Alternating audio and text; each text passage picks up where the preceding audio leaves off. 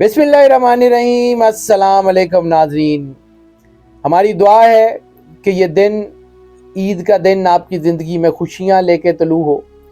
مولا کائنات امام علی علیہ السلام کا فرمان ہے کہ مومن کے لیے ہر وہ دن عید ہے جس دن وہ اللہ اور اس کے رسول سرور انبیاء صلی اللہ علیہ وآلہ وسلم کی نافرمانی نہ کرے۔